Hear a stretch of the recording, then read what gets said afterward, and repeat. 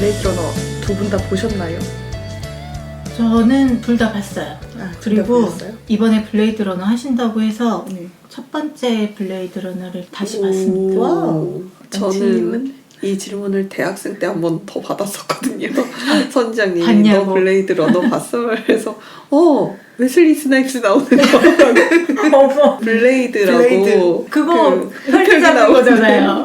네, 그거랑 착각해서 봤다고 했었는데 네, 블레이드만 봤고 블레이드 러너는 못 봤습니다. 저희가 그런 관계죠. 네. 음. 블레이드 러너 2019부터 이야기하겠습니다. 언제나 인류는 노동력이 필요하죠. 그죠?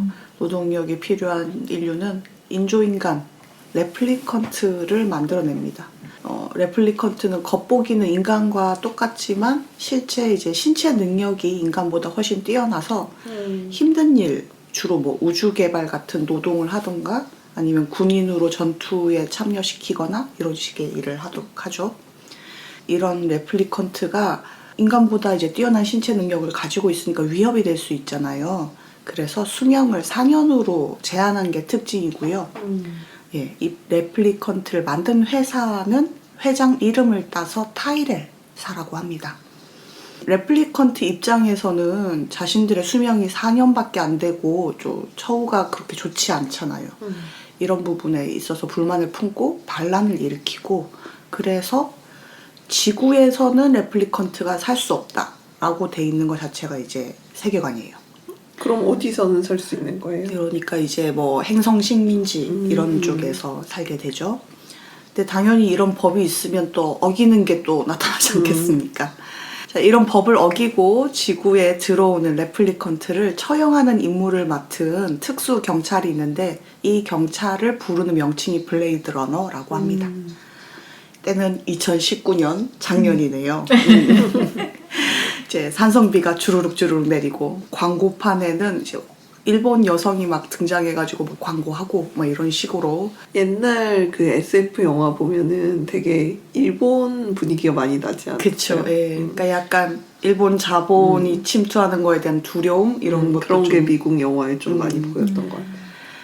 그 아래에서 이제 한때 꽤 잘 나가던 블레이드 러너이었지만 이제는 은퇴한 릭 데커드가 막 국수를 먹고 있어요. 근데 그러다가 상사의 호출을 받죠. 신형 레플리컨트 넥서스 6 모델 6이 LA에 불법으로 들어왔다. 이들을 찾아서 처형해라. 내키지는 않지만 어쨌든 간에 이제 이 일을 받게 되고 데커드는 타이렐사로 가게 돼요. 타이렐 박사는 비서처럼 보이는 레이첼이라는 사람을 대상으로 보이트캄프 테스트를 해달라고 하거든요. 여기서 보이트캄프란 약간 뭐 심리 테스트 비슷하게 당신이 땡땡에서 무슨 일을 한다면 어떻게 할 것인가 이런 거를 이제 질문하고 그 반응을 보고는 사람인지 레플리컨트인지 판별하는 거예요. 동공의 반응을 그쵸. 관찰하죠. 예, 그 반응을 그냥 보는 게 아니고 사람의 동공을 크게 확대해서 이렇게 어떻게 뭐 홍채가 쪼이고 이러는 걸 보면서 이제 그 반응을 보는데 뭐 예를 들어서 당신이 사막을 걷고 있습니다. 거기에 자라가 있는데 뒤집어져 있어요. 당신이 도와주지 않으면 죽을 겁니다. 당신은 어떻게 하시겠습니까? 라는 질문을 받습니다. 그러면 양치님은 뭐라고 대답할까요? 뒤집어준다. 착한 사람이네요. 빨리 뒤집어줘야 돼요. 네. 자라 위에 여기에 폐가 있다고요. 아 그래? 네. 바다 그 쪽에? 바닥 쪽이 아니고 등껍질 아. 쪽에 폐가 있기 때문에 얘네들이 이렇게 뒤집혀서 바동바동 되는 건 정말 질식사의 위험이 있기 때문이라고 하더라고. 아 이런 중요한 정보. 그래서 그 뒤집혀진 거북이한테 열심히 거북이가 자기 나름대로 이렇게 속도를 내가지고 머리로 이렇게 밀어주는 그런 장면들도 얼마나 감동적입니까? 뒤집어 주세요, 여러분. 귀엽다고 관찰하고 계시면 안 됩니다. 생각지 진짜다고. 못한 양치님 혹시 전공이 생물학? 양치의 토막상식이었습니다. 네. 이제 보통 사람이면 이렇게 대답할 겁니다. 근데 이제 통과했다. 레플리컨트는 뭐 사막이라니 무슨 사막이죠? 라든가 근데 내가 왜 거길 갔죠? 이런 식으로 대답을 하는 거예요. 원래 레플리컨트가 기억이나 경험이 사람에 비해 부족하기 때문에 약간 공감 능력이나 감정이입 이런 게 떨어진다는 설정이에요. 그래서 그런 걸 보고 이제 확인하는 테스트. 저는 근데 이거 통과 못할 것 같아요. 좀 지켜봅니다. 귀엽잖아요. 이러면 안 된다고. 이러면은 사람인데 사이코패스 아, 이렇게 나올 맞아. 수도 있어. 그런 거예요? 여튼 이제 레이첼에게 이 테스트를 합니다. 근데 굉장히 즉각적으로 잘 대답을 해요. 엉뚱한 대답을 하지 않고. 근데 물론 좀 뭐 대답이 약간 이상한 것도 있어요. 뭐 예를 들어서 뭐 당신 생일에 가죽 지갑을 선물 받는다면 이러면 경찰에 신고하겠어요. 뭐 이런다든가 당신 아들이 나비 박제를 보여준다면 병원으로 데려가죠. 뭐 이런 식으로 대답을 하죠. 그래서 저는 근데 음. 그 이유가 이제 그 시대가 동물을 구하기 굉장히 어려운 시대인 것 같아서 가죽이 불법인 게 아닌가 그렇게 생각했거든요. 저는 약간 아까 이야기했던 사이코패스인가 이러고 있었거든요. 감성이 좀 그렇구나. 부족한. 근데 어쨌든 계속 그런 질문을 하다가 거의 마지막 질문에 뭐 연극 식사 장면에서 손님들이 에피타이저로 뭐 생굴을 먹고 삶은 개고기를 먹는다면 뭐 이런 질문을 했어요. 근데 좀 제대로 대답을 못해요. 그래서 거의 100번 정도 질문을 주고받거든요. 그리고는 데커드가 이제 타이렐 박사에게 가서 굉장히 잘 만들어진 레플리컨트 같다라고 이야기를 하죠. 실제로 맞다라고 이야기를 하거든요. 그리고는 그러면 이제 도망친 리플리컨트에 대한 뭐 정보를 주고 그걸 이제 처형하는 임무를 완전 받아들이고 하나씩 처형을 합니다. 임무에 필요하기 때문에 그걸 해달라고 했던 거예요, 회장은? 약간 재미 같은 거였습니다. 그냥 뭐 개발을 해봤으니 네. 한번 테스트를 해보자. 온 김에 뭐 네. 이런 거였어요. 약간 정말로 그걸로 판별이 가능하냐 그거를 확인해 보기 위한 이 임무랑은 상관이 없고 그냥 개인의 호기심이었던 네. 거죠. 근데 이제 레이첼은 자신이 사람이라고 생각했기 때문에 레플리컨트라고 하니까 이제 좀 반발심이 생기는 거죠. 그래서 나는 사람이다 라고 이제 주장을 하면서 데커드를 다시 만나요. 자기 어릴 때 사진 같은 걸 보여주거든요. 내가 이런 일을 예전에 했었고 뭐 이런 식으로 하는데 이제 박사에게 듣기로는 박사의 조카의 기억을 이식을 했다고 해요. 그러니까 그런 사진이나 이런 게 다 자기 기억이 아닌 거죠. 조카 사진이고 그런 거예요. 그렇죠. 근데 어쨌든 뭐 이렇게 저렇게 얽히면서 데커드가 좀 위험에 빠질 때 레이첼이 좀 도와주기도 하고요. 근데 레이첼은 또 자기가 이제 인간이 아니라는 거를 또 받아들일 수가 없기 때문에 어쨌든 도망을 친 상태예요. 그래서 또 처형 명령을 받은 그런 상태고요. 그 데커드를 감시하듯 따라다니는 에드와르도 게프라는 동료가 있거든요. 똑같은 블레이드 러너인데 이 사람이 되게 또 의미심장한 캐릭터죠, 그죠? 지나갈 때마다 종이접기로 뭘 이렇게 하나씩 올려놓는 그런 취미가 있어요. 6 레플리컨트 중에 거의 대부분 죽고 2명 그 정도 남았었는데 결국은 그 타일을 사러 가게 돼요. 가게 돼서 우리 수명을 연장해 달라. 우리는 더 살고 싶다라고 하는데 현재 기술로 불가능하다. 너네는 처음부터 4년밖에 못 살아. 이렇게 되는 거예요. 거의 이제 결말부에 가서 레플리컨트 리더 격인 이제 로이와 데커드가 결투를 하고 네, 서로 죽이려다가 당연히 레플리컨트가 더 세니까 로이가 거의 이기거든요. 근데 이제 로이가 데커드를 살려줍니다. 그러면서 이제 명대사가 막 나오죠. 맨 마지막에 이제 살려주면서 나는 너희 인간들이 상상도 못할 것들을 봤다. 이렇게 막 오리온 업계에서 다 불타는 뭐를 보기도 하고 뭐 이런 식으로. 근데 그 모든 기억들이 시간 속에서 사라질 거다. 마치 지금 내리는 빗속의 눈물처럼 이러면서 죽을 시간이다 라고 하고는 수명이 다 돼서 죽어요. 백업하면 되지 않나? 백업. 여기서 중요한 건 이렇게 유전공학이 발달했는데 핸드폰이 없습니다. 브라운관 TV를 보니 아하. 테크트리를 그쪽으로 안 찍었어요. 그렇구나. 백업 하지만 자동차는 하늘을 날려다니지. 백업 그렇게 할 수 없습니다. 테크트리 그렇게 찍으면 안 되는데. 보니까 클라우드 네트워크가 없는 것 같더라고요. 인터넷이 웬 말입니까? 전화 걸던데. 전화 걸고 그래요. 공중전화기 가서 전화 겁니다. 아하. 어쨌든 이제 로이는 죽고요. 거의 이제 죽다 살아난 데커드 앞에 그때 좀 수상하다고 했던 동료 게프가 나타나요. 잘 처리했냐? 일은 잘 끝났냐? 라고 하죠. 그러고는 이제 총을 던져주면서 그 여자가 살 수 없어서 안 됐다. 근데 뭐 하긴 누군 영원히 사느냐. 그러고는 이제 사라지죠. 예. 집에 가보니 이제 레이첼은 다행히 또 무사했고요. 둘이 이제 함께 도망치기로 결정을 하죠. 갑자기? 그 사이에 둘이 약간 러브라인이 있었어요. 그래요? 썸도 타고 네. 다 생략했습니다. 원작 소설하고 좀 설정이 아, 다른가요? 많이 다르죠. 아. 네. 뒤에 조금 소설 이야기를 할게요.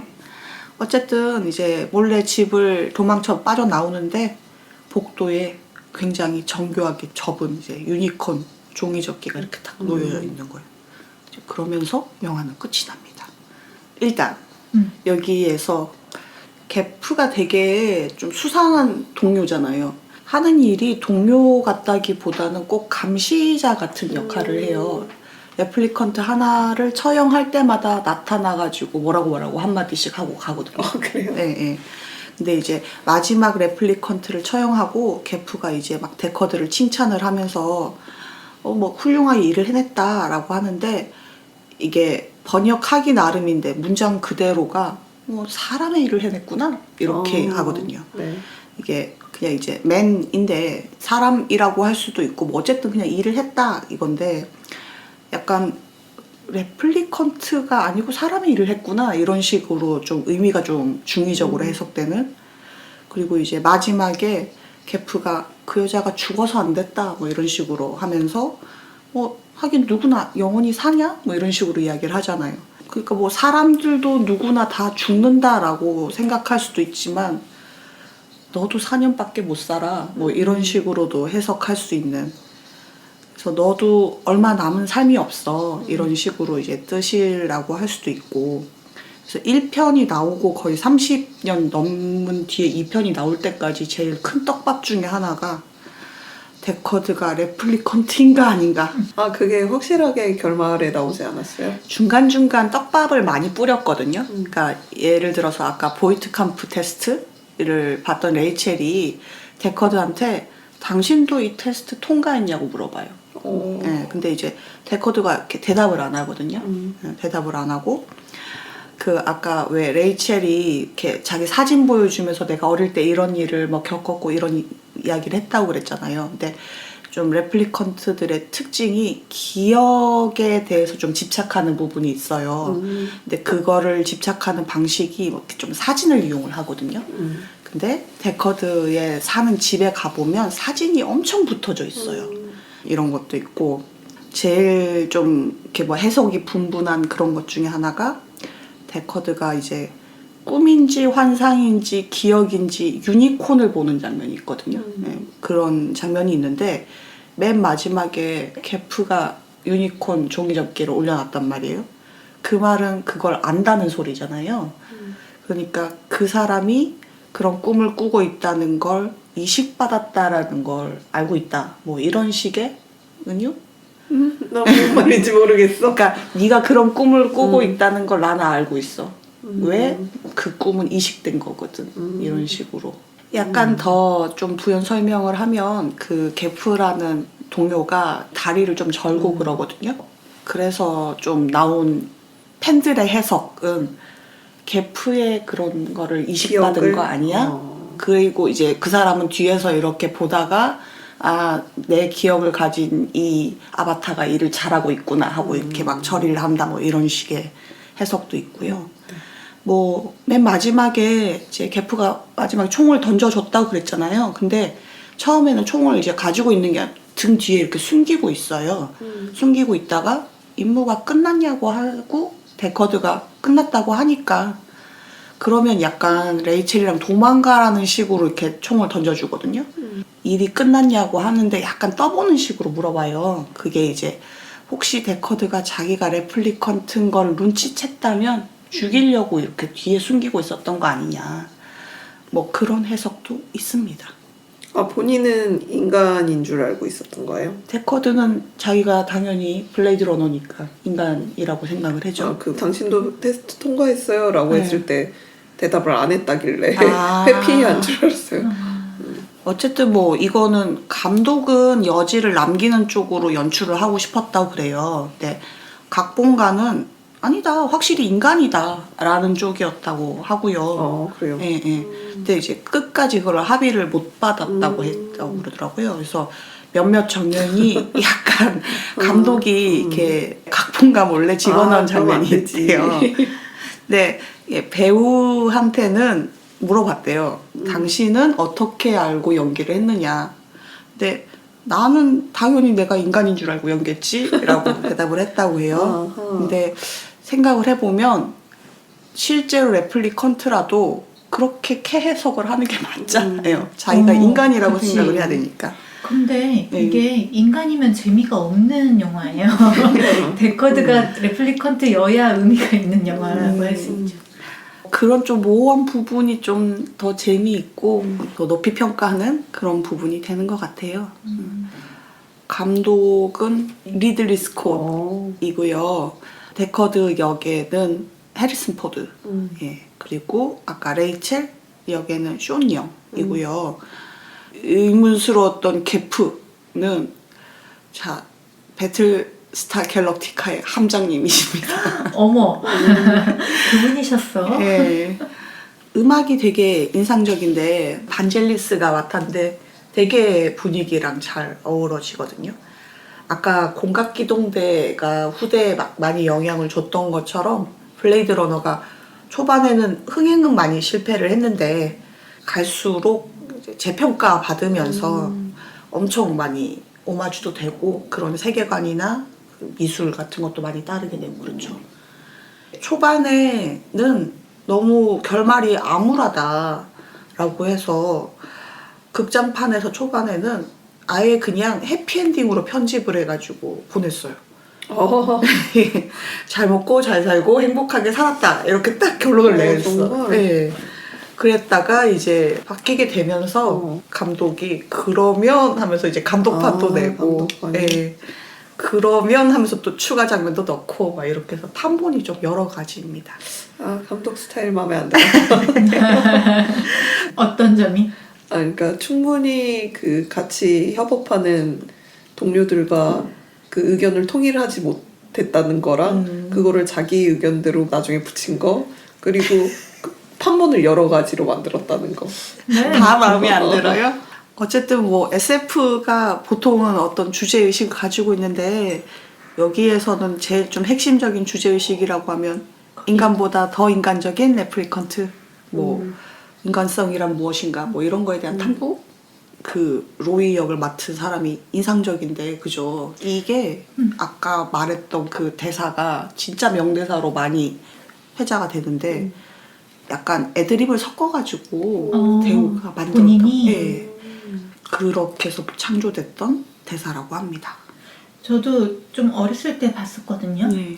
근데 그 마지막 장면만큼은 정말 기억에 많이 남았어요. 그래서 오히려 해리슨 포드는 별로 인상적이지 않고 그 미래 도시의 전경과 그죠. 그 마지막에 로이가 했던 그 대사, 죽는 순간에 했던 대사만 굉장히 오랫동안 머리에 남아 있었거든요. 전 이거 막 꼭 봐야 되는 명작이다 막 이런 이야기를 들어가지고 중학교 때 한번 봤다가 너무 재미가 없는 거예요. 그래서 막 꾸벅꾸벅 졸면서 봤었거든요. 근데 나중에 한 3년쯤 뒤에 다시 이제 보니까 진짜 대박 명작인 거예요. 그래요? 신기하다. 뭐 이런 게 다 있어? 막 이러면서 깜짝 놀라가지고 다시 보고 막. 근데 저는 최근에 봤다 그랬잖아요. 다시 봤는데 네. 지루함이 있는 건 알고 있었어요. 네. 좀 지루한 면이 있는데 내가 기억하고 있던 것보다 너무 폭력적이고 아, 그쵸. 네, 보고 나서 찜찜함이 수반되는 그런 게 좀 있어서 좀 어떤 면이 폭력적이야. 폭력적이에요? 사람을 죽이는 과정도 폭력적이고 그 레이첼이랑 좀 스킨십을 할 때도 왜 저런 장면을 굳이 저런 식으로 연출했지라고 생각하게 되는 좀 폭력적인 부분이 있었어요. 해리슨 포드가 그 숀영 배우를 네. 별로 안 좋아하기도 하고 안 어울린다고 생각했대요 그 역에. 아 레이첼 역에? 뭐 밥도 같이 잘 안 먹고 헐. 연기도 일단은 얘는 신인 배우고 자기는 대배우고 약간 그래서 조금 무시하기도 하고 어머 뭐야 그냥. 꼰대. 그랬다고 합니다. 예. 음. 나중에 뭐 그런 인터뷰 같은데 해리슨 포드한테 그때 왜 그렇게 싫어했어요? 라고 했을 때 대답 없이 노 코멘트. 네. 뭐가 있었나 보다. 그거는 뭐 모르니까. 네. 이제 원작이 있는 영화인데 원작은 필립 K. 딕의 안드로이드는 전기양을 꿈꾸는가입니다. 너무 제목이 좋아서 네. 책을 사두기만 하고 보지 않은. 그러니까 한 절반 보다가 뒤에를 못 본 책이에요. 저의 묵은지 중 하나. 진짜요? 그러네요. 네. 저는 사서 봤어요. 그런데 영화랑 분위기도 너무 다르고 스토리도 달라가지고 되게 당황스러웠어요. 네, 저 이야기 듣다가 분명히 그 원작에서는 아내도 있고 막 이랬었는데 갑자기 레이첼이랑 썸을 탄다 그래가지고 깜짝 놀랐어요. 유부남이 썸을 타고 이러면서 원작 제목이 되게 좋다고 하셨는데 이것 뭐 안드로이드는 전기양을 꿈꾸는가? 이렇게 번역된 적도 있고 안드로이드는 전기양의 꿈을 꾸는가? 이렇게 번역된 적도 있대요. 뭐 이게 좀 큰 차이는 없는데 이 내용을 보면 조금 뭐 의도한 바는 좀 다른 것 같아요. 저는 읽기 전에 안드로이드는 전기양을 꿈꾸는가 이렇게 해서 왜 무슨 상상을 하고 처음에 읽기 시작했냐면 왜 서양에서는 잠 안 올 때 양 한 마리, 양 두 마리. 그러니까 전기 인간인 안드로이드는 전기 양을 꿈꾸는가 이런 뜻인 줄 알았거든요. 실제 꿈을. 오 그런 해석도 가능하겠구나. 그런데 전혀 다른 내용이더라고요. 어쨌든 똑같이 이제 뭐 몰락한 지구에 대부분 사람들이 이제 막 행성을 떠나가서 살 때 좀 안 되는 사람들, 못 사는 사람들만 지구에 남아서 살아가는 그런 세계관이죠. 근데 대부분 당연히 동물들도 핵전쟁 때문에 방사능 오염이 되었고요. 진짜 동물을 소유하는 게 굉장한 사치품인 그런 시대죠. 근데 여기에서 경찰이자 안드로이드 현상금 사냥꾼인 데커드가 원래 진짜 양이 있었죠. 근데 이제 실수로 죽고 나서 기계 양을 키우면서 살아가죠. 나중에는 이제 이런 전기 양이 아니라 실제로 살아있는 양을 사고 싶다 이러고 있는데 갑자기 큰 현상금을 얻을 수 있는 기회가 주어집니다. 그래서 안드로이드를 죽이면 엄청 현상금을 벌 수 있는 그런 기회가 생기는데 그래서 아 이걸로 진짜 양을 사야지 하는 게 큰 줄거리입니다. 비슷한가 싶을 수 있는데 거의 아까 말씀하셨던 것처럼 기본 설정만 갖고 다른 이야기죠. 그죠? 책에서는 데커드가 인간인지 안드로이드인지 확실하게 나옵니다. 인간이죠? 네, 그냥 아, 인간입니다. 그래요? 인간으로 나와요? 네네. 이런. 스포일을 당해버렸다. 아직 뒷부분 못 봤는데. 아니, 그게 중요하지 않아요. 네. 중요하지 않아요. 이 원작이 1968년작이거든요. 그리고 그 소설의 배경이 대충 1990년대예요. 한 30년쯤 지난 건데 이게 또 좀 재밌는 게 1편 내용이 1982년작인데 2019년이잖아요. 대충 또 한 30년쯤 뒤. 그러니까 보통 한 세대쯤 뒤 상상하는 것 같아요. 네. 너무 멀면은 네. 상상이 안 되니까. 이거 왜 생각을 했었냐면 블레이드 러너가 2049 요게 2017년도에 만들어졌거든요. 이것도 대충 한 30년쯤 뒤잖아요. 그때쯤은 될 거다라고 생각을 한 건지. 네. 그러면 2049 블레이드 러너 한번 봅시다. 전작처럼 막 시대 배경을 막 설명하는 자막이 먼저 막 시작이 되고요. 네. 그리고 엄청 크게 녹색 눈이 깜빡였다가 뜨면서 영화가 시작이 돼요. 그리고 2049년 캘리포니아 뭐 이러면서 주인공 K가 등장을 합니다. 역시나 K는 블레이드 러너고요. 어떤 살인을 일으킨 세퍼라는레플리컨트를 처형하라 뭐 이런 임무를 갖고 있죠. 근데 세퍼는 보니까 원래는 군인이었는데 지금 엄청 평화롭게 애벌레 농사 짓고 살고 있어요. 네, 그러고 살고 있는데 죽이러 온 거죠. 이 사람이 죽을 때쯤 돼서 너는 왜 인간에게 그렇게 복종하고 지내느냐? 네가 기적을 보지 못했기 때문에 그러고 있는 거다 라고 하고 죽어요. 그래서 어쨌든 임무를 마치면 그 증표로 누나를 뽑아가거든요. 이게 아까 전작에서 넥서스 6 모델이라고 그랬잖아요. 시대가 또 한참 지났으니까 넥서스 9? 그 정도 모델이거든요. 거기는 이제 수명이 4년이고 이렇지는 않은데 안구 안쪽에 보면 제조 번호 같은 게 이렇게 적혀 있고 그거를 이제 죽은 뒤에는 항상 뽑아가는 그런 역할을 해요. 다 끝나고 나오는데 집 앞에 나무 밑에 보니까 꽃이 이렇게 받쳐져 있는 거예요.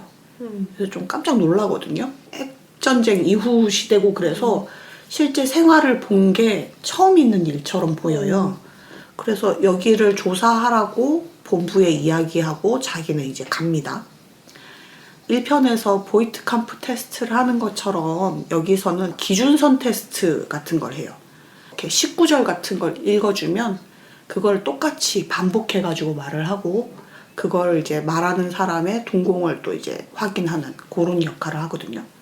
이거는 뭐 레플리컨트와 인간을 구분한다기보다는 레플리컨트 중에서 폐기해야 되는지 놔둬도 괜찮은지를 판단하는 그런 거죠? 네. 정상 가동되는지를 체크하는 거예요. 기준선 테스트라고 했잖아요. 그러니까 얘가 제대로 인간에게 복종하고 감정 없이 계속 일을 시켜도 되는가 안 되는가 그런 거를 판단한다고 보시면 돼요.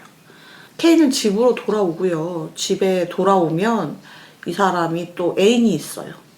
인공지능 홀로그램으로 만든 그녀가 있습니다. 이름이 조이인데 마치 이제 뭐 동거하는 커플처럼 살아서 이렇게 막 자기 오늘 힘들었지 막 이러면서 이제 밥도 차려주고 이야기도 하고. 밥을 차려줄 수 있어요? 홀로그램인데? 약간 뭐랄까 소꿉놀이 같은 아 느낌. 그런 걸로? 근데 이제 그때 케이가 조이에게 선물을 줘요. 홀로그램이라고 그랬잖아요. 집 안에 홀로그램 장치가 돼 있는 데서만 있을 수 있거든요. 그래서 조이가 되게 답답해 하는데 이게 단말기 같은 게 있어가지고 휴대용 단말기를 들고 나가면 밖에 조이를 데리고 나갈 수 있는 거예요. 그걸 이렇게 선물로 받고 너무 좋아하거든요. 기뻐하면서 옥상으로 가서 비가 내리는데 이렇게 막 비를 만지면서 이게 느껴진다고 너무너무 즐거워하고 그러죠. 그렇지만 이게 멀티태스킹이 안 돼서 전화가 오면 끊깁니다. 무슨 모뎀 이런 무려 3D 홀로그램이 되지만 멀티태스킹은 되지 않습니다. 와 그래서 케이와 조이가 키스를 하려고 하는데 전화가 와서 네. 케이는 본부로 돌아가고요. 본부에 가보니까 그 조사해본 나무 밑에 젊은 여자의 유골이 들어있는 거예요. 그래서 이제 그 유골을 보니까 출산하다가 사망한 그런 사람인데 이게 사람이 아니고 옛날 모델의 레플리컨트라는 게 밝혀지게 돼요. 레플리컨트는 생식 능력이 없거든요. 네. 근데 출산을 하다가 사망했다. 게다가 아이를 낳았는지 안 낳았는지도 모르잖아요. 엄청 이게 사회적으로 크게 파장을 일으킬 문제다라고 생각을 해서 아이가 어떻게 됐는지 행방을 찾아와라. 요런 임무를 맡게 되고요. 이 레플리컨트가 지금은 망한 타이레사 모델이라는 걸 알고 그 타이레사를 인수했던 월레스사로 가게 됩니다. 구형 레플리컨트 유전자 샘플이 다 그 월레스사에서도 보관이 돼 있거든요. 그 유전자 샘플을 조사를 하는데 유전자의 주인이 누구일까요? 누군가요? 뻔하지 않겠습니까? 모르겠는데? 이거는 블레이드러너 2입니다. 아 레이첼인가요? 그렇죠. 네. 그래서 30년쯤 전에 데커드란 남자와 도망치는 레이첼일 것이다 라는 게 이제 밝혀지죠. 그리고 이제 데커드는 행방불명이니까 그러면 데커드를 찾자. 그렇게 된 거죠. 그러니까 지금 막 처음에 1편에서는 수명이 4년이라고 그랬잖아요. 그리고는 모델이 좀 뒤에 몇 세대가 더 있었는데 이제 수명 제한이 없는 모델이 있었고 그리고 지금은 수명 제한은 있는데 그렇게 4년까지 제한을 한 건 아니었어요. 어쨌든 수명 제한 4년이 이 철폐가 됐음에도 불구하고 수명이 짧기 때문에 이쪽에서는 계속 좀 대량 생산을 하고 싶단 말이에요. 근데 만약에 레플리컨트가 생식 능력이 있으면 굳이 만들 필요가 없잖아요. 비용 절감이 되잖아요. 그래서 월레스사에서는 계속 그 기술을 개발을 하려고 하거든요. 그래서 그러면 K가 그쪽을 조사를 하면 단서가 나오겠네 하고 몰래 뒤에 이제 비서를 붙여요. 네. 네네. 그리고 이제 그 조사를 하면서 K는 애가 태어났는데 쌍둥이가 태어났다는 걸 알게 돼요. 그래서 남자애 하나, 여자애 하나. 근데 남자애는 어떻게 된지 모르겠고 여자애는 무슨 병으로 죽었다 이런 결론까지 알게 되거든요. 그러면 남자애가 지금 어디쯤 있겠네? 그것도 같이 찾자 이런 식으로 막 이런 조사를 하던 중에 나무 밑에 묻혀져 있었다고 그랬잖아요. 나무에 보니까 숫자가 써 있는 거예요. 근데 61021 이렇게 써 있는 거예요. 근데 그 숫자가 딱 보는 순간 이거는 내 기억 속에 있는 숫자인데? 라는 생각이 드는 거예요. 이게 무슨 기억이냐면 자기가 어릴 때 조그만 목각말이 있었는데 그 목각말 인형 밑에 보면 61021 하고 써 있었어요. 잠깐 K 안드로이드라고 하고 시작했다며. 네. 안드로이드인 줄 알고 시작했습니다. 그래서 이게 자기에게 이식된 기억이다라고 이제 생각을 하는 거죠. 그래도 이제 자기랑 뭔가 연관이 돼 있는 거잖아요. 그래서 그 말들을 어떻게 했더라 생각을 해보니까 어떤 난로? 잿더미 안에 그걸 숨긴 그런 기억이 나는 거예요. 그래서 그게 아직도 있나? 찾아보자.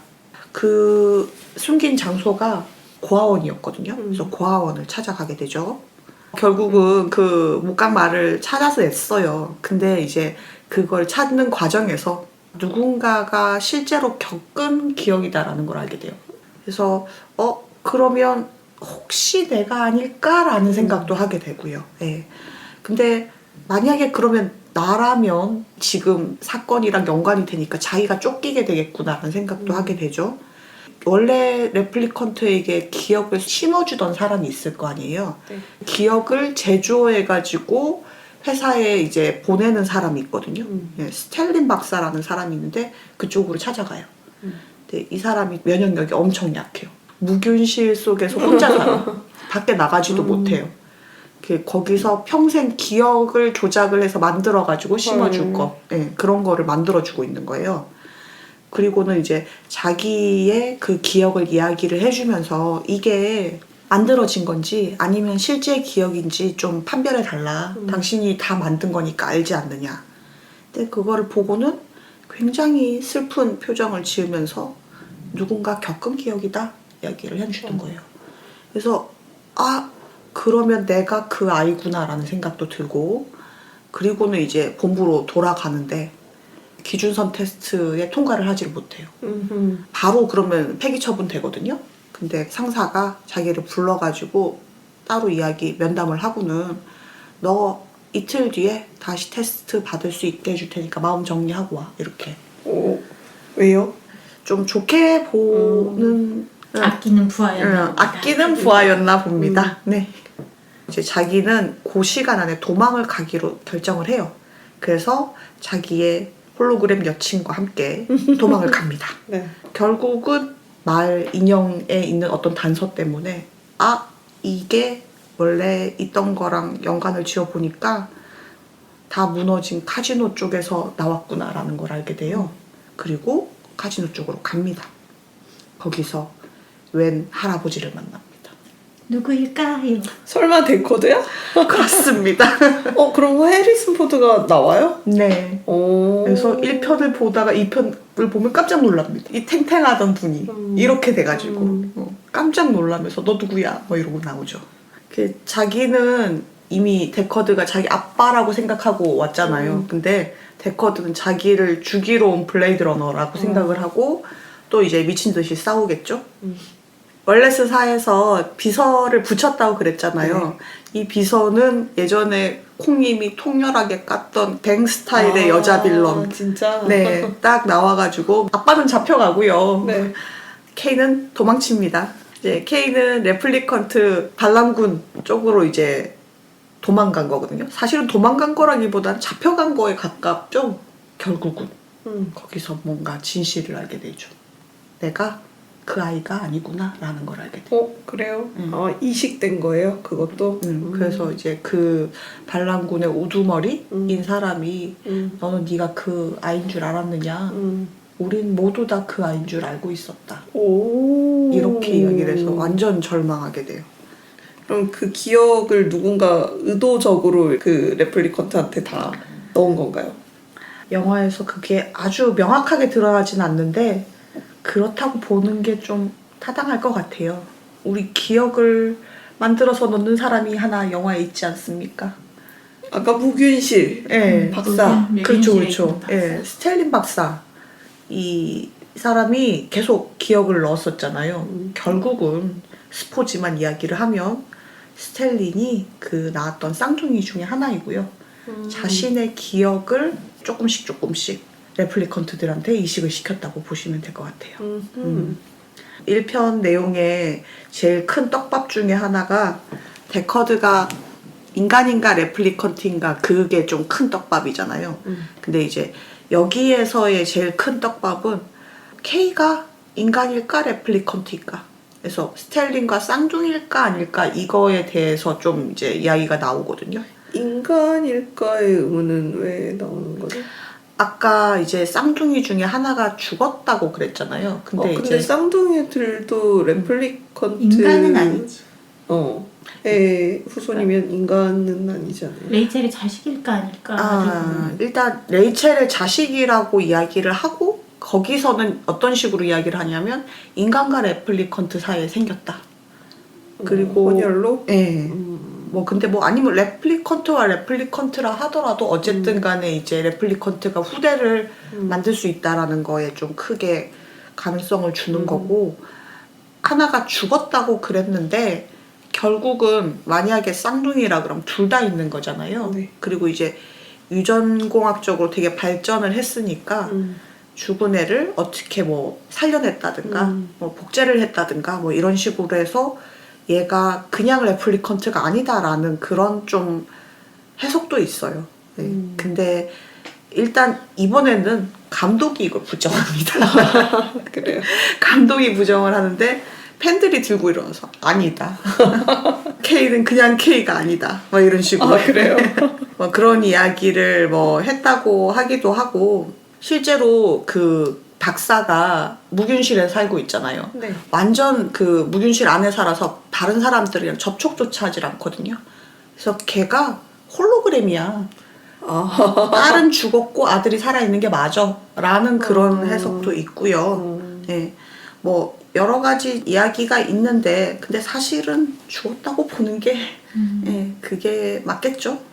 사실 뭐 쌍둥이라고 해석해도 될 만한 요소가 좀 있기는 해요. 이런저런 부분에서. 영화를 재밌게 보셨어요? 저는 굉장히 재밌게 봤어요.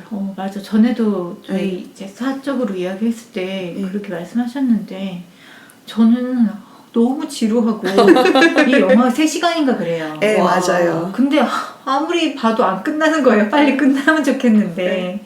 감독은 똑같은 감독인가요? 아닙니다. 아니에요. 근데 리들리 스콧이 제작에 참여했어요. 네. 네. 그래서 저는 굉장히 좀 실망했었던 사실은 기대를 하고 봤다가 실망을 했거든요. 저는 리들리 스콧의 뭐 프로메테우스 이런 거를 너무너무 재밌게 봤어서 재밌죠. 네. 그로 예. 그런데 요 2049는 완전 아니야. 이렇게 지루할 수가 제가 본 역대급 지루함으로 넣어도 될 것 같아요. 실제로 세상에 3시간짜리 수면제가 필요하다면 이 영화를 봐. 뭐 이런 것도 많이 있고. 네. 그리고 지금 선인장님이 이야기하는 그 스토리 자체가 좀 너무 복잡하잖아요. 영화 속에서 저는 그게 또 잘 풀려졌다고 생각되지 않고 그게 매끄럽게 왔다 진행되지 갔다 하긴 않는 하죠. 느낌? 그러면서 아까 그 백머리 스타일의 그런 안드로이드들처럼 진짜 이거는 옛날 사람이 생각해낼 법한 구조가 아닌가. 그럼에도 좀 제가 막 좋아했던 부분이 얘가 중간에 엄청 큰 희망을 가지잖아요. 내가 그냥 레플리컨트가 아니다. 예. 내가 특별한 존재가 아닐까. 나는 그냥 내가 아니구나 라는 생각을 하면서 엄청 기대를 가지고 기준선 테스트도 막 불합격할 정도로 감정적인 동요를 일으키고 근데 결국 이제 확인받은 건 우리도 다 그런 희망을 품었다. 너는 그냥 레플리컨트야 이야기를 했을 때 그 어떤 무너짐 그리고 이제 끝까지 이어지는 결말 그 부분이 너무 인상적이라서 그 3시간을 좀 버틸 수 있지 않았나. 예. 그 부분에 대해서 감정이입을 하면 이 네네. 영화가 볼만해지는 거군요. 그래서 저는 진짜 그 부분이 너무 인상적이라 가지고 정말 막 극장에서 엄청 울었거든요. 옆에 있는 사람이 너는 뭐가 그렇게 서러워서 그래서 제가 아니 진짜 할 수 있잖아 왜 꼭 그 가짜여야 돼 막 이러니까 네. 그 부분이 엄청 와닿았던 사람이라는 이야기가 있고 야, 되게 진짜 올드하다 이거 항상 하던 이야기 아니냐 이런 스타일도 있었고 네. 거기서 좀 나뉘는 것 같아요. 네, 뭔가 안드로이드라는 느낌이라기보다는 클론인 것 같은 느낌을 계속 받았어요. 어느 부분에서요? 그냥 레플리컨트들의 설명이 이렇게 이어지는 부분에서 뭔가 기억을 이식받는다는 것도 그렇고 그러니까 사실 굳이 노예나 네. 그런 전쟁 병기나 이런 걸로 쓸 거면 뭐하러 감정을 만들어내고 그 부분에 대해서 의문을 안 가질 수가 없는 그냥 거예요. 기계로 만들지. 정말로 인류가 필요해서 사람이 필요해서 사람과 똑같은 정말 생명공학적인 인공지능 안드로이드를 만들었다 이런 건 괜찮은데 전쟁에 쓸 거고 우주에 파견 보내서 일하는 데 쓸 거고 할 거면 감정을 안 만들어야 되거나 그죠. 그게 더 효율적일 것 같죠. 그럼요. 굳이 어렵게 감정을 만들어서 뭐 수명을 4년으로 만든다거나 이거는 설정 자체가 좀 말이 안 되잖아요. 저는 제 생각에는 그거는 약간 덕후가 만들어서 그런 것 같아요. 공학자나 과학자나 어떤 경지에 올라가게 되면 그 기술의 최정점에 뭔가를 이렇게 만들고 싶은 그런 게 있잖아요. 필요해서 만드는 게 아니라 네, 만들 수 있기 만들 때문에 수 만드는 그렇죠, 거고. 그렇죠. 네. 그러니까 내가 최고의 기능을 만들다 보면 그러면 이렇게까지 할 수 있지 않을까 해서 만들다 보니까 그렇게 된 게 아닐까라는. 프로메테우스의 그런 대사가 나오지 않아요? 아, 왜 맞아요. 우리를 만들었죠 인간들은 했을 때 만들 수 있으니까. 그래서 여기 또 해석도 보면 프로메테우스 세계관이랑 연관해가지고 한 해석이 있어요. 그렇지만 또 그렇게 만들어서 문제가 생긴다면 그러니까 약간 산업적이나 이런 거에서는 굳이 그걸 대량 생산해서 그렇게 만들지는 않을 것 같긴 해요. 정말 필요한 부품들로 로봇화를 하겠지. 굳이. 그래서 나는 인간의 상상력이라는 게 사실은 정말 빈곤한 게 아닌가. 로봇조차도 인간일 거라고 생각해요. 그렇죠. 사실 굉장히 편협하는 생각이죠. 인간이 만든 종교의 문제들이 신도 인간과 똑같이 생각하잖아요. 막 사소한 거에 분노하고 복수하려고 하고 막 그런 게 결국은 똑같다고 생각을 해요. 그러니까 결국은 그렇게 될 거야라는 것도 좀 어떻게 보면 인간 중심적이고. 우리가 시리 같은 걸 비롯한 최근에 이제 나오고 있는 그런 간단한 AI들한테 만약에 감정이 있기를 바란다면은 그거는 오로지 공감 능력일 거라고 생각하거든요. 내가 어떤 이야기를 했을 때 약간 사람한테 하는 것 같이 느껴지게 리액션을 바라는 거지. 그 이상으로 뭔가 얘가 두려움도 느끼고 나를 배신할 가능성이 있다거나 그런 거는 최대한 지양하는 쪽으로 기술이 발달하지 않을까요? 실제로 불필요하니까요. 불필요하죠. 산업화나 공업화를 했을 때. 조금 다른 의견인데 불필요하지 않을 수도 있다는 생각은 들지 않나요? 어떤 점에서? 뭐 가령 예를 들어서 말벗이 필요한 노인이 있는데 좀 더 그런 부분에 있어서 교감을 원하는 어떤 기술이 필요하다라고 하면 그런 쪽으로 이제 개발을 할 수도 있을 것이고 혹은 그거랑 또 별개로 뭐 생명 기원을 할 때 뭐 창조설 뭐 이런 것도 있지만 보통은 뭐 이런 유기체들이 있다가 번개가 쳐가지고 우연히 뭐 생명체가 만들어진 것처럼 이것도 이제 의도치 않게 만들어졌다가 뭐 오류가 생겨서 감정이라는 것이 자아라는 것이 조금씩 이제 뭐 발현이 된다든가 뭐 그렇게 하다 보니까 개발이 된 건 아니지만 만들어져서 발전하는 그럴 수는 있지 않을까. 그럴 수는 있죠. 근데 이제 블레이드 러너 같은 경우는 2019를 시작할 때 아예 그걸 넣어놓은 게 일부러 시간이 지날수록 그 감정 같은 게 발달이 되게 만들어져 있다라고 하니까 아니면 여기 설정상은 그럴 수도 있을 것 같아요. 인간이랑 흡사하게 만들면 필수 불가결하게 그게 따라갈 수밖에 없는 설정? 뭐 예를 들어 신체 기능이 이만큼 활동하게 하려면 그것도 같이 어느 정도 레벨은 맞춰줘야지 이 정도는 된다 뭐 이런 설정이라던가. 그것도 나는 굳이 인간형을 왜 만들었지라는 생각이 좀 들어. 그거는 그래요. 맞아요. 여기서 또 나의 의문 중에 하나는 자꾸 본인이 인간이길 원하는 게 디폴트잖아요. 되게 기분 좀 나쁘지 않나요? 난 네. 나쁘던데? 그거 인간의 되게 오만함 네, 아닌가요? 네. 왜 항상 안드로이드가 자기가 인간이 아니라는 거에 대해 실망하거나 뭔가 인간이 제일 좋은 거다라는 진짜 오만함에서 시작되는 관점이라고 생각해요. 어릴 때 동화에서부터 그런 거 되게 싫어했거든요. 뭐 궁요가 뭘 어떻게 해가지고 인간이 되기를 뭐 단군 신화부터 그렇잖아요. 인간 되기를 왜 빌지? 왜. 그러네. 맞아요. 되게 저 좀 단군 신화부터 별로 안 좋아했거든요. 제가 공각기동대를 좋아한 이유는 인간이 오히려 기계에 가까워지기 때문이었던 것 같아요. 그래서 인간이 가지고 있는 단점들을 보완해서 역발상이. 기술을 인간의 단점을 보완하는 데 잘 쓰고 그거에서 거의 최적화된 사람이 이제 쿠사나기 소령이라는 캐릭터로 등장을 해서 정말 유능하게 그려지기 때문에 좀 좋아했던 것 같은데 그냥 쉽게 쓸 수 있는 테마인 것 같기도 해요. 그냥 인간이 되고 싶다라고 하면 대충 다들 공감을 할 수 있는. 그 안드로이드의 이름이 넥서스잖아요. 네네. 넥서스가 도대체 뭐길래 넥서스라고 이름 짓는 게 이렇게 많은 거예요. 넥서스가 다른 데 또 있나요? 구글 안드로이드에서 나온 핸드폰. 또 네, 넥서스. 아이폰 유저라. 그리고 스타크래프트의 프로토스 본진 그것도 넥서스예요. 철자 같아요 그것도? 예, 같아요. 어허. 그리고 롤에도 넥서스라는 건물이 나오고 그래요. 뭐지? 아니 근데 그 필립 K.딕 쪽에서는 구글에 한번 소송을 했대요. 그 이름 넥서스를 그렇게 갖다 쓰면 안 된다. 우리 거다 했는데 그쪽에서는 그 상품권을 등록한 게 아니지 않느냐라고 해서 그냥 이렇게 위험하면 넘어간 걸로. 왜냐면 이거는 고유명사가 아니라 그러니까 필립 K.딕이 만든 단어면은 그렇게 할 수도 있겠지만 원래 그냥 단어거든요. 사전적 의미가 관계, 집합체 막 그런 의미를 가지고 있어요. 그리스어도 아니고 그냥 영어예요. 라틴어에서 유래는 했다고 해요. 하지만 영어 단어죠. 그리스어래. 라틴어라고 했었어요. 바보. 넘어가. 안드로이드가 그리스어에서 나온 거다. 안드로이드는. 그리스어의 어원으로 인간을 닮은 것이란 의미로 만들어진 합성어네요. 19세기 프랑스 작가의 소설에 등장하는 로봇을 처음 이렇게 불렀다고 합니다. 이거는 정말 작가가 만든 단어가 맞는데 그러네요. 지금은 완전 공용어로 쓰인 것 같고 그러고 보면 핸드폰 OS를 안드로이드라고 부른 것도 진짜 웃기네요. 인간과 닮은 것.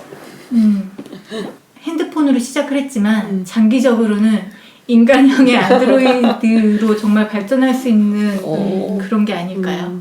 쓸데없는 TMI 2개만 하고 마무리합시다. 네. 네. 거기 이제 세계관에서 1편도 그렇고 2편도 그렇고 세계 공용어를 쓰는 그런 설정이거든요. 근데 공용어를 또 함부로 또 만들기가 힘들잖아요. 그래서 대충 여러 나라 언어를 섞어가지고 막 써놔요. 그러니까 뭐 1편을 보면 뭐 일본 자본에 이렇게 약간 침식당한 그런 느낌이긴 한데 언어 같은 거 되게 다양한 거 쓰는데 1편 곳곳에 보면 이렇게 한국어 이렇게 나와 있어요. 배우들은 영어를 하고요. 영어를 하고요. 그걸 또 다 하라고 그러면 너무 고난이 또 연기니까. 근데 그때는 처음에 어렸을 때 그 볼 때는 한국어가 그렇게 보이는 것도 생소하기도 했고 야 저거 잘못 나온 거 아니야? 크크크 막 이랬는데 그게 약간 의도적인 거더라고요. 근데 이 편에는 아예 한국어 제법 많이 나와요. 뭐 사람들이 길거리 다니면서 이렇게 있는데 버블티 뭐 이런 거 저기서 버블티가 유행하네 막 이러면서 보고 2039년에 예. 그리고 나중에 카지노 찾아간다고 그랬잖아요. 우리나라 카지노는 절대로 안 그렇겠지만 카지노 정문에 행운하고 이렇게 싹 써 있어요. 저런 카지노 한국에 있으면 절대 안 들어간다 막 이러면서 뭐 나름 라스베가스에서는 힙했을 수 있으나 네 그래서 그런 거 좀 재밌었던 것 같고 오늘 또 제가 가져온 것과 그 선인장님이 가져온 작품은 미래물 중에서도 굉장히 다른 방향, 다른 지점에 있는 거였던 것 같아요. 둘 다 안드로이드가 나오기는 하지만 서로 지향하는 바나 좀 접근하는 방식이 완전 달랐던 것 같고 2020년 첫 녹음 여러분 수고 많으셨고요. 저희 다음에 또 재미있는 이야기 들고 찾아오겠습니다. 감사합니다. 감사합니다.